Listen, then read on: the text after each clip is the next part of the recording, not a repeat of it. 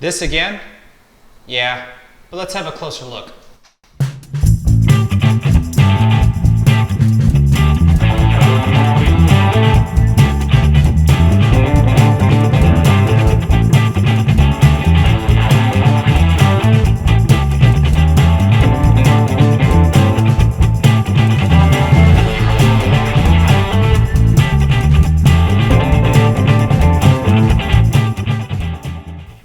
Welcome back, everybody.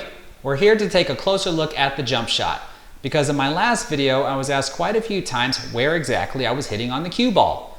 So I'm hoping to do a better demonstration of that here today, as well as answer a couple of other questions that were asked, and I'm sure everybody's waiting to hear who was the winner of this Predator Air 2 jump cue that I'm giving away in celebration of having over 1,000 subscribers.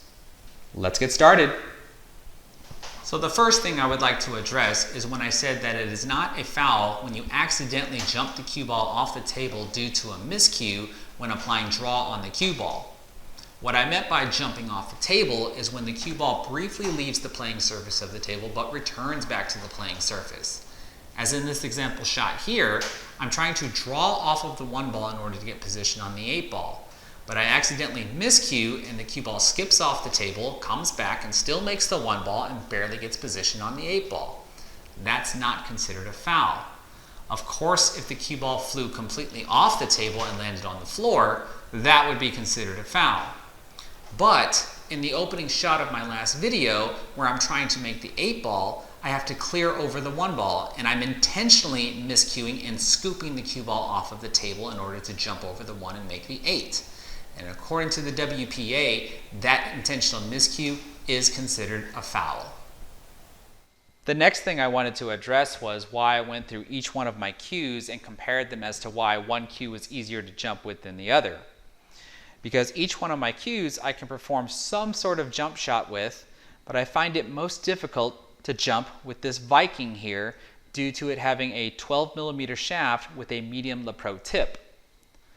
Because all of my other cues here, they all at least have 13mm shafts and some form of a harder tip than a medium LePro. And my 3 specialty cues that I have here, they all have an even harder tip, which is the phenolic tip. So in short, I find that it's easier for me to jump if the shaft of the cue is at least 12 3/4 to 13mm in size, and has either a super hard tip or a phenolic tip. Now, as far as being able to make high jump shots, then we have to be able to use shorter cues rather than a full length cue.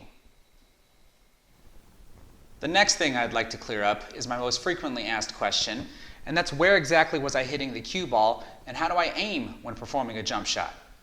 Now, what better way to show where I'm hitting on the cue ball than to bring back the glasses?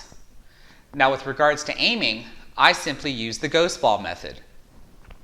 I find where I would like to contact the object ball in order to go into the pocket, and then I move the tip of my cue back about 1 inch so I can see where the center of the ghost ball would be. And now I just line up like a normal shot, just so I can see that I'm going to strike the ball where it needs to be struck in order to go into the pocket.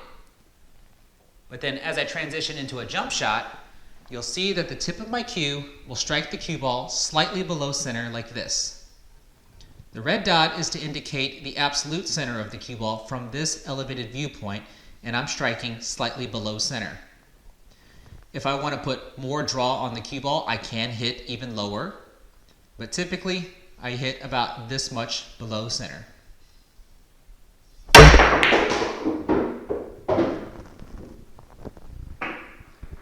I hope that cleared up some confusion.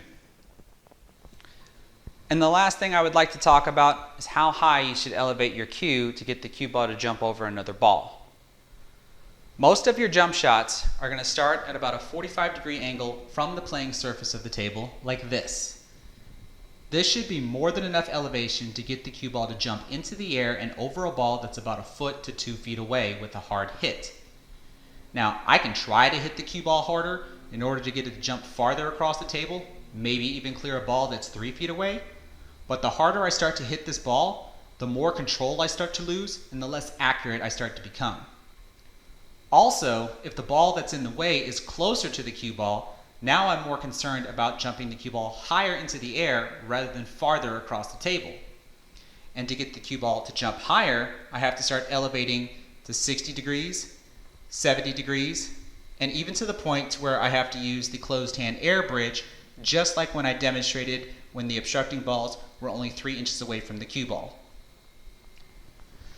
So remember, to start a jump shot, start at about 45 degrees and hit the cue ball hard, but not so hard to where you strike through the cue ball and actually hit the felt of the table.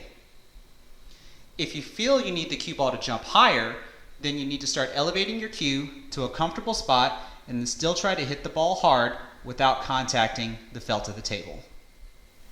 So did that clear up a few things for you?